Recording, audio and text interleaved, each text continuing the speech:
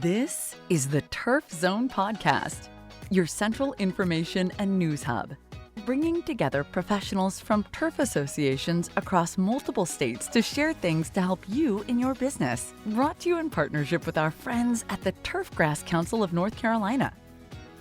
This episode is sponsored in part by Sod, world-class service on demand. Visit us online at www.buysod.com. Now, let's get in the zone. Welcome to the Turf Zone. In this episode, we feature an article titled The 411 on Fall Armyworms, written by Terri Billeisen, Ph.D., Turfgrass Entomology Lab, North Carolina State University. Although they have a wide host range, which includes many agricultural crops, fall armyworms are turfgrass insect pests that cause significant and almost immediate damage in both cool and warm season grasses. Fall armyworms are a common issue in the southeastern U.S., but during active years can spread to the Northeast, Midwest, and Southwest. See Figure 1. Nationwide, 2021 was a crazy year for fall armyworms in terms of abundance and distribution. Many observed record numbers of caterpillars and subsequent damage in areas both familiar and unfamiliar with the pest insect. Reports of widespread, severe infestations resulted in extensive media coverage, which added to a sense of alarm regarding the outbreak.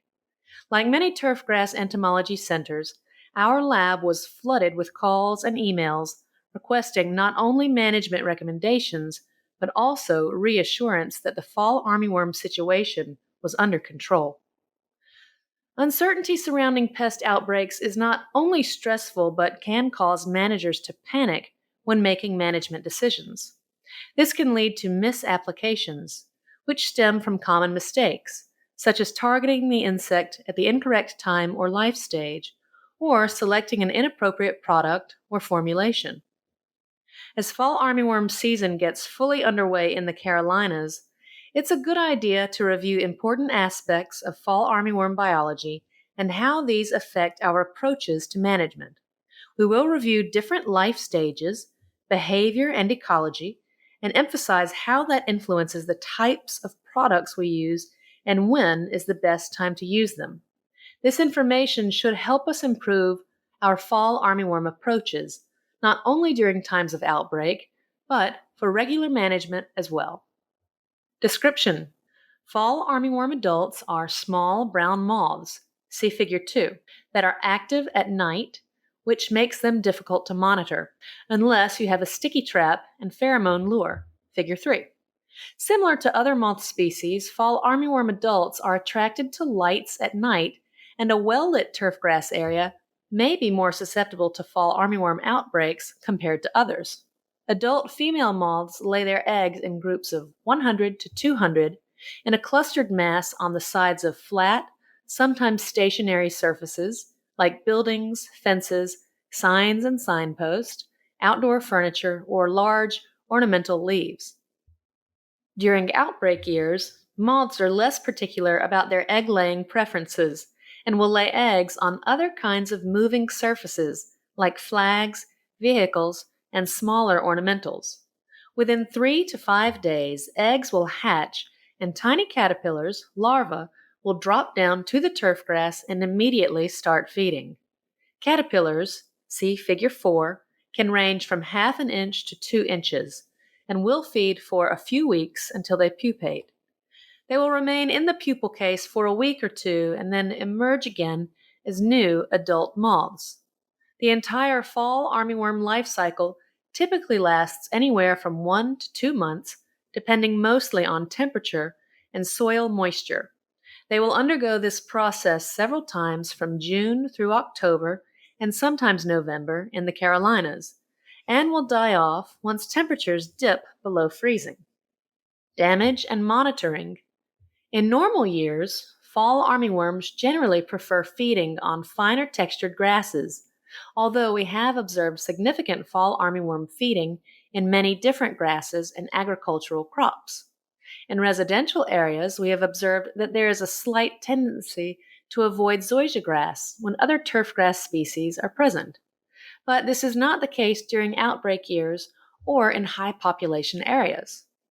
Fall armyworm damage is easily identifiable compared to other turfgrass insects because you can often draw a distinct line in the turf between damaged and undamaged areas. See Figure 5. Unlike other insect pests, you can also easily spot caterpillars army crawling across the turf surface during the mid-morning and early evening in the summer. Figure 6. During the warmest time of day, you will want to use a soap flush to investigate any areas you suspect as having fall armyworm damage. Soap flushes use lemon-scented dish detergent mixed in water, 2 tablespoons of soap per gallon of water, applied to the turf to bring mobile insects like caterpillars, weevils, and mole crickets to the surface within a few minutes. When applying a soap flush for fall armyworms, make sure to apply the soap mixture to an area along the border between damaged and undamaged turf to ensure caterpillars are present. As highly mobile insects, caterpillars are rarely present in severely damaged areas, and flushing in those locations will often yield few to no insects. Management. In terms of management, there are a couple of things to keep in mind prior to selecting a product. First, ensure that you are targeting the correct life stage, the caterpillars. Applying a contact product to control the egg, pupal, or adult stage is a complete waste of time and product. Caterpillars are the most susceptible to chemical control. Early instar caterpillars, half an inch in length, are particularly susceptible to insecticides, so it is ideal to target a population as early as possible. Caterpillars are also the most mobile life stage and therefore most likely to encounter treated plant material. When selecting products for fall armyworm control, there are 2 different approaches, a short-term solution and a long-term solution.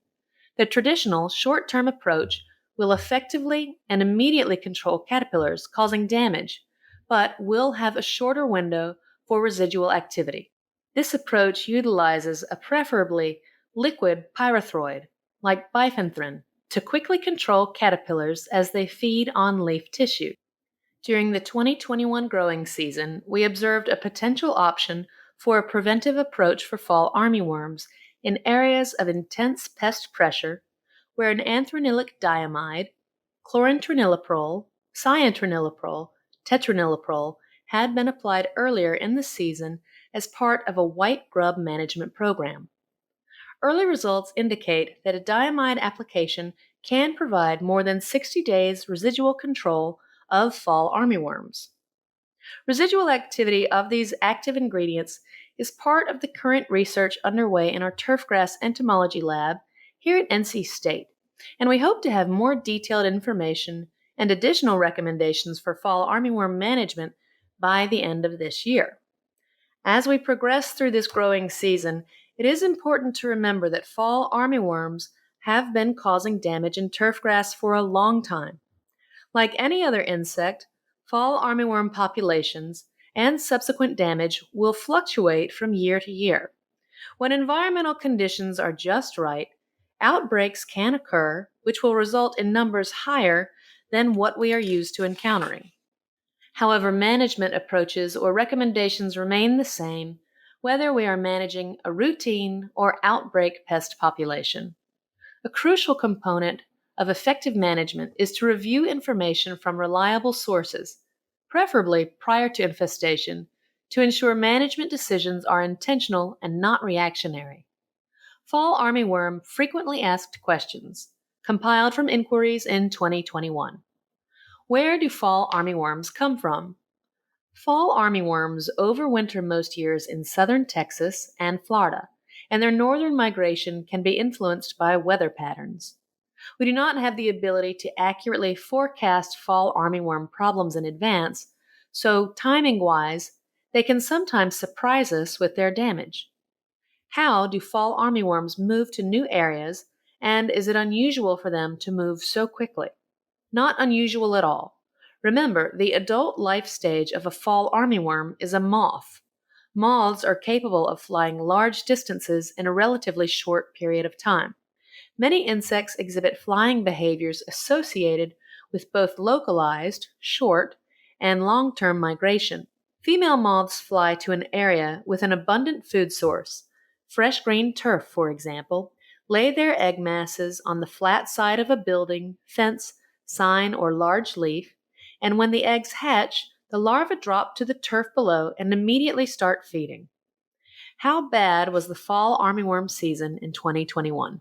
2021 had the worst outbreak of fall armyworms on record in many areas. Not so much in North Carolina, but in other states, fall armyworm populations and damage were on a scale that was very surprising. Areas of the upper Midwest and the Northeast suffered turf damage to both warm and cool season turf like they had never seen before. Some of the problems came from populations originating in Texas, and some from moths that started out in Florida. These different sources potentially exhibit different traits for feeding preferences, like the damage we observed with seedlings and overseedings and insecticide susceptibility. Are fall armyworms more of a problem in certain areas? During normal years, fall armyworms are more likely to cause issues in turf that has had some mechanical disturbance, like in areas of new construction. They're generally more of a problem in newly seeded or sodded areas. Is there a threshold for fall armyworms? Because fall armyworms can cause a lot of damage in a short period of time, it is best to treat as soon as you notice activity. For all resources associated with this article, check out our show notes. Don't miss an episode. Subscribe on Apple Podcasts, Spotify, or wherever you get your podcasts. You can also visit us at theturfzone.com. You've been listening to The Turf Zone. Thank you to our sponsors, including Buy Sod, world-class service on demand. Visit us online at www.buysod.com. For more episodes of The Turf Zone, visit theturfzone.com and subscribe on Apple Podcasts, Stitcher, or your favorite podcast app.